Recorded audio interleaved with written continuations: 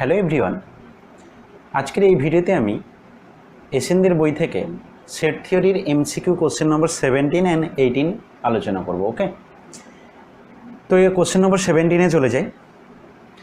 Question number 17-এ বলছে if X belongs to A union B, বলছে এক্স যদি এ ইউনিয়ন বির মধ্যে থাকে, state which of the following is true, বলছে নিচের কোনটা সঠিক হবে বলো। এক্স যদি এ ইউনিয়ন বির মেম্বার হয় তাহলে নিচের কোনটা সঠিক হবে।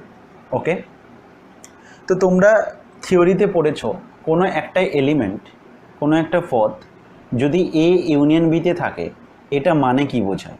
তাও আমি বলে দিচ্ছি যে এটা যদি কোনো একটা এলিমেন্ট যদি এ ইউনিয়ন বিতে থাকে এটা মানে তোমরা বুঝবে এক্স বিলংস টু এ হবে অথবা এক্স বিলংস টু বি হবে। আচ্ছা, এখানে ম্যাথমেটিক্সের ক্ষেত্রে অর কথাটার মানে কিন্তু তুমি এটা ভেবে বসো না যে এক্স হয় এতে থাকবে অথবা বিতে থাকবে, এমনটা নয়। কিন্তু ম্যাথমেটিক্সের ক্ষেত্রে অর মানে এক্স এতে থাকবে অথবা বিতে থাকবে অথবা দুটোই থাকতে পারে। ঠিক আছে, ম্যাথের সাথে রিয়েল লাইফের এখানে একটু ডিফারেন্স আছে। যেমন তোমাকে যদি বলি এ আর বি দুটো নাম্বার যাদের প্রোডাক্ট 0 দেওয়া আছে, এখান থেকে এটা মানে তুমি বুঝবে হয় এ 0 অথবা বি 0 অথবা দুটোও 0 হতে পারে। ঠিক আছে, তো এই কথাটা থেকে এটা বোঝায়। এখানে তেমনি একটা এলিমেন্ট এ ইউনিয়ন বিতে আছে, কথাটার মানে সে এতে থাকতে পারে অথবা বিতে থাকতে পারে অথবা দুজনের মধ্যে থাকতে পারে। যদি তোমাকে এটা এক্সাম্পল দিয়ে আমি ভেরিফাই করিয়ে দিই তাহলে দেখো, সাপোজ আমি এ সেট নিলাম আর একটা বি সেট নিলাম, 1 2 3 4 5 এমন দিয়েছি। দেখতে পাচ্ছ এ সেটে আছে 1 2 3, বি সেটে আছে 3 4 5, রাইট? ওকে, এবার আমি যদি 3 নামে এলিমেন্টটা তুলে নেই, দেখতে পাচ্ছি সে এ ইউনিয়ন বিতে আছে। এ ইউনিয়ন বি বের করলে নিশ্চয়ই তুমি কী করবে, সব এলিমেন্টের কালেকশন নেবে 1 2 3 4 5, রাইট? তাহলে এখন দেখো এখানকার যে কোনো এলিমেন্ট তোলো, ধরো তুমি 1 তুললে, তাহলে 1 তুললে কি দেখতে পাচ্ছ যে সে এতে আছে, রাইট? 2 তুললে, 2 তুললে কি দেখতে পাচ্ছ সে এতে আছে। 3 নিচ্ছ, দেখতে পাচ্ছ সে এতেও আছে এবং বিতেও আছে। 4 তুললে তখন দেখলে বিতে আছে। 5 তুললে যখন বিতে আছে। তার মানে আমাদের ম্যাথমেটিক্সের ক্ষেত্রে অর মানে কি বুঝবো, যে হয় এতে থাকবে অথবা বিতে থাকবে অথবা দুটোর মধ্যে থাকতে পারে। ঠিক আছে, তো X belongs to A union B মানে এটা বোঝায়। এবার অরের নোটেশন হিসাবে যেটা ব্যবহার করা হয় সেটা হচ্ছে এই উল্টানো ভির মতো।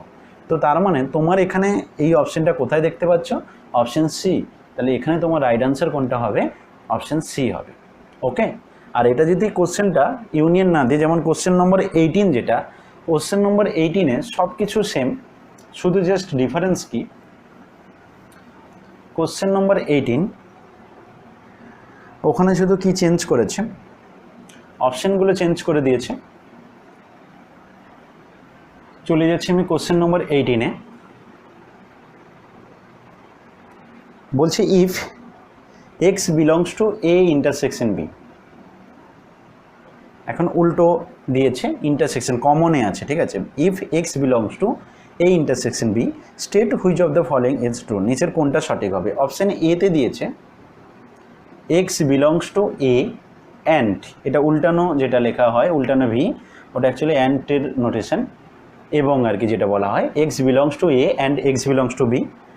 অপশান বিতে দিয়েছে এটা মানে এক্স বিলংস টু বি বোঝাবে।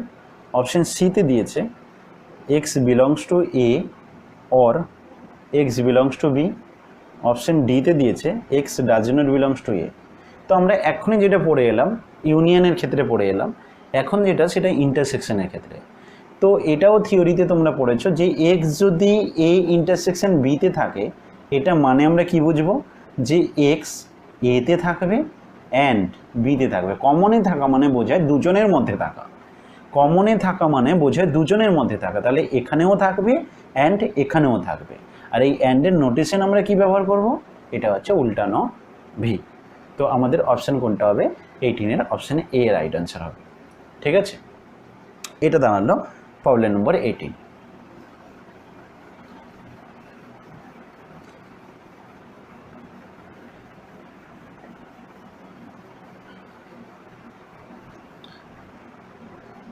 আশা করি প্রবলেম নম্বর 18 পর্যন্ত বুঝতে পেরেছ।